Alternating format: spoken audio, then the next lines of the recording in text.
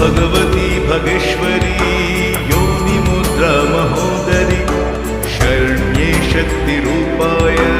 देवी कल्याणि नमस्तुते त्वम् अद्या देवी कामाख्या रूपेण जगन्मातृका तच्चरणारविन्द सर्वभूतानां समर्पयामि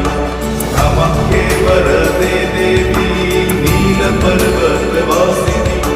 त्वं देवी जगन्माता